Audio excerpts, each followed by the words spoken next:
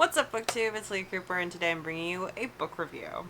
So it's been a hot minute since I dedicated a video to like a single book review, but I challenged myself in June to catch up on my arcs, and that's what I've done, and now I've got like actual books to review. So today I want to talk about Riverland by Fran Wilde. This is a fantasy contemporary middle grade book. It was published middle of last year, 2019, and it is a finalist for the Lodestar Award for Best Young Adult Book, which is part of the... It's not a Hugo, but it's part of the Hugos. I think that's why I was approved for an arc of this book. I was really excited because after it came out and I didn't get the arc, I still really wanted to read it.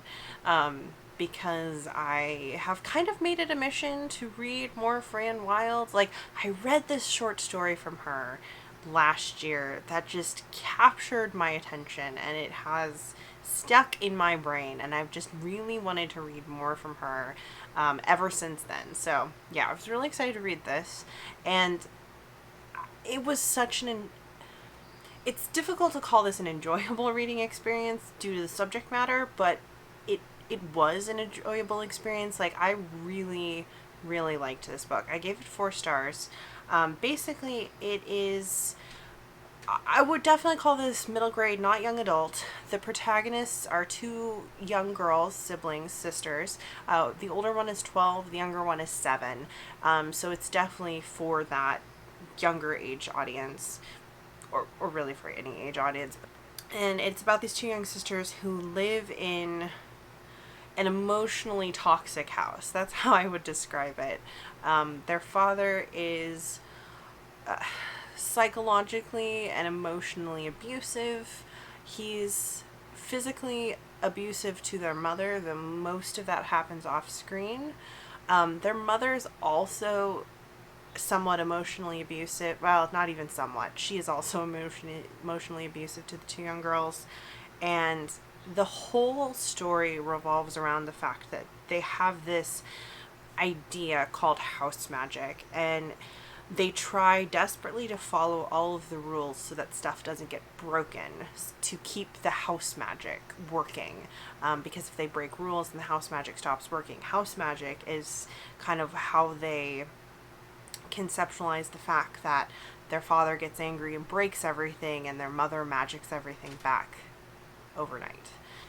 And in the course of the story, the older sister breaks a rule, and bad stuff happens. Something that they didn't realize was protecting them gets broken, and then a magical river appears underneath the bed, and they fall into a dream world full of dreams and nightmares, and everything's leaking and falling apart.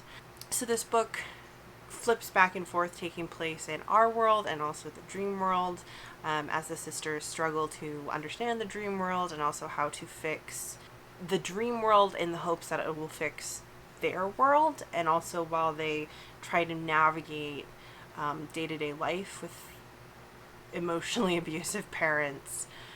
This book is tense, and you know, like I said at the beginning, it feels weird describing it as a fun read because it's not fun.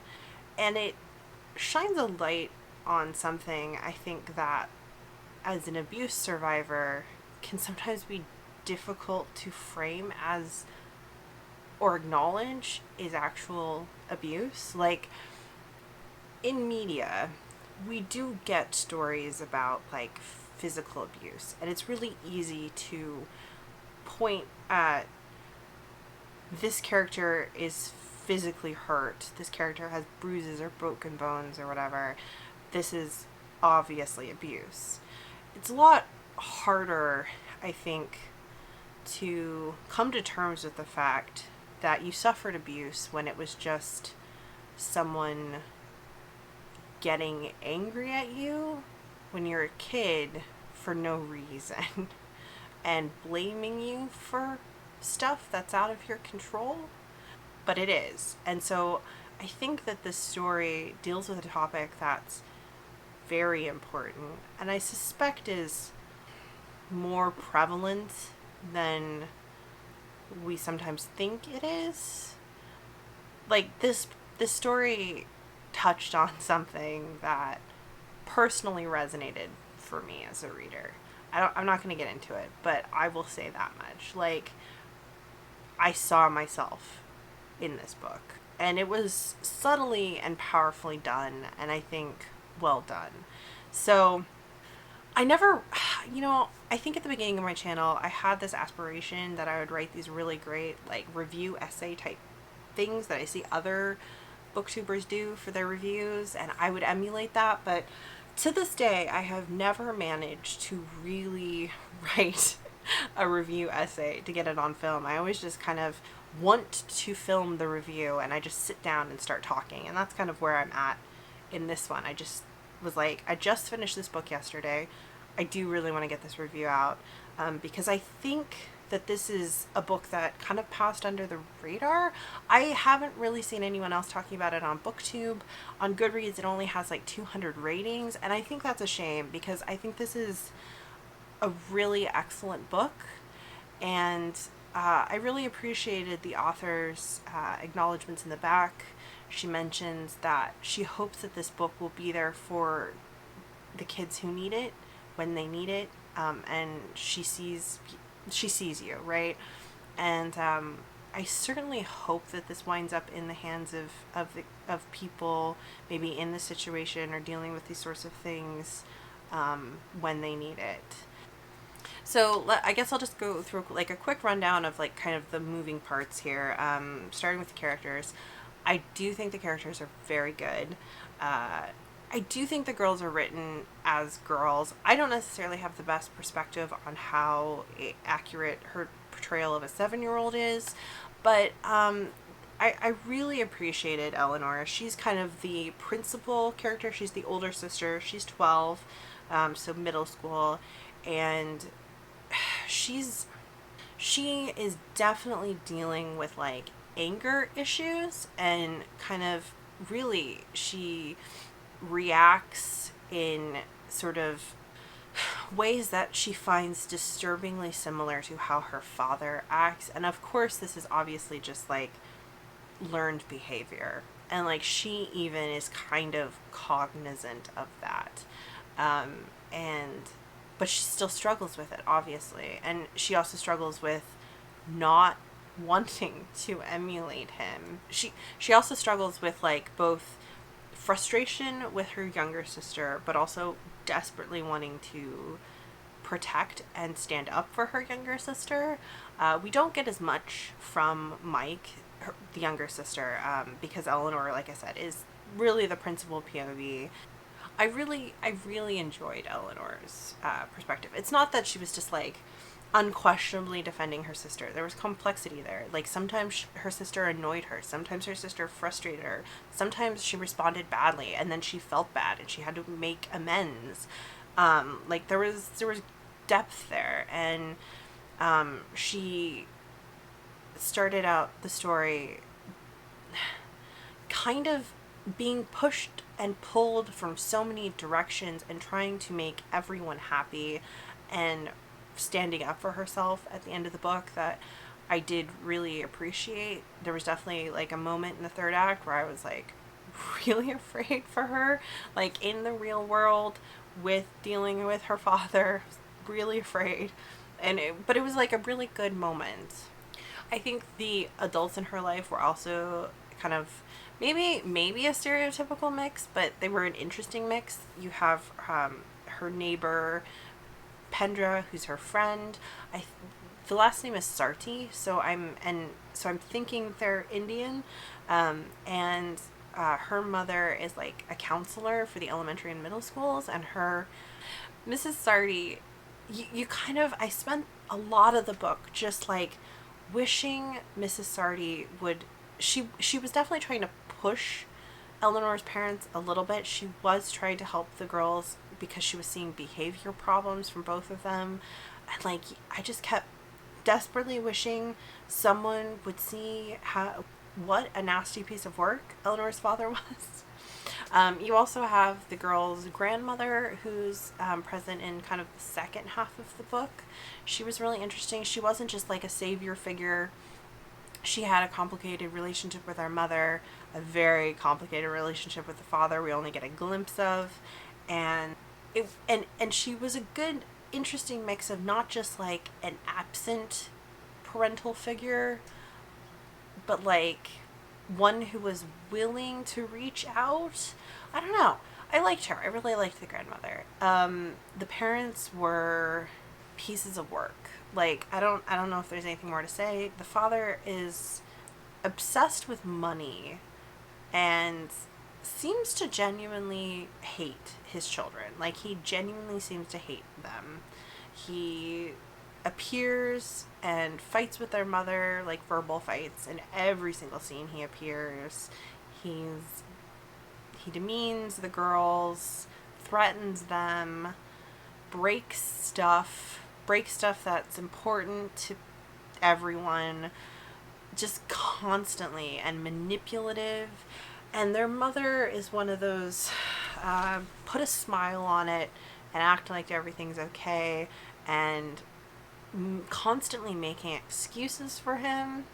And you kind of just, I spent the whole book wishing she would wake the hell up. But that's too easy. Like, and that was the other thing. I think the conclusion to the book, it's not necessarily super loud and dramatic. It wasn't a Hollywood ending, but I do think it was a very like honest ending. When we were talking about this stuff does happen in real life, and people do struggle with this, and there is no simple, easy fix. The girls get very lucky. I mean, and you could read the ending as a simple fix, but it leaves the door open for complexity going forward. So yeah, I genuinely loved all of the characters. I think the only thing that kind of fell down for me was probably the portions of the book where they go into the fantasy world.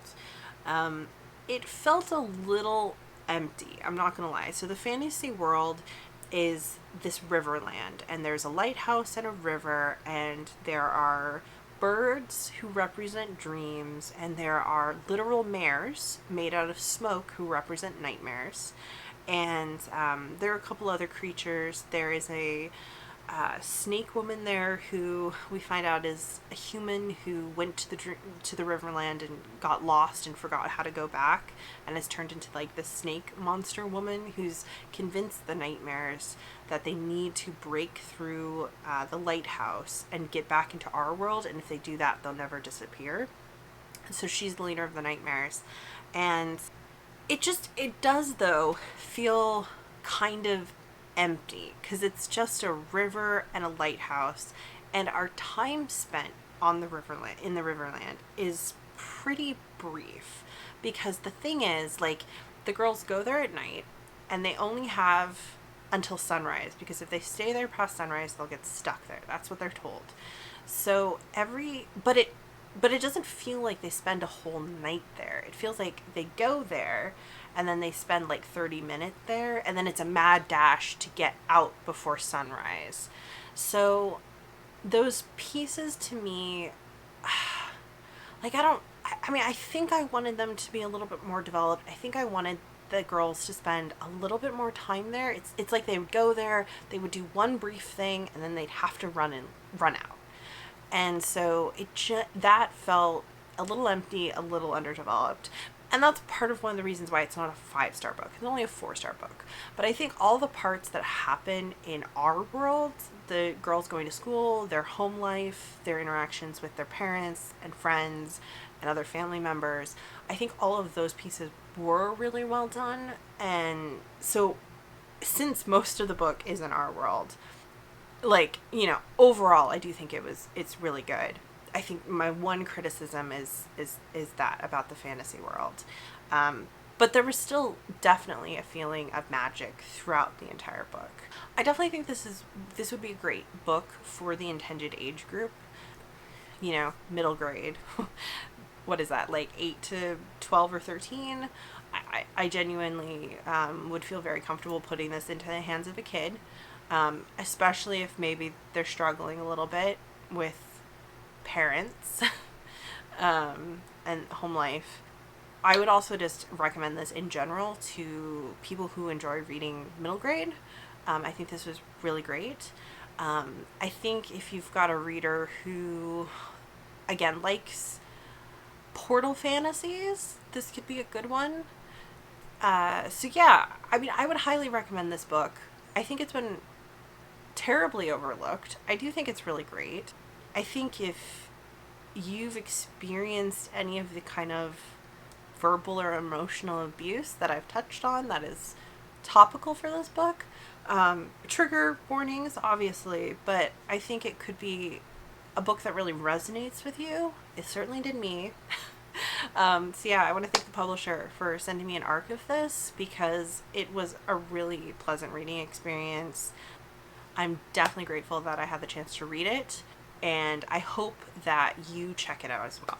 So yeah, if you have any questions about this book, feel free to leave them down below in the comments, and I will be happy to answer them.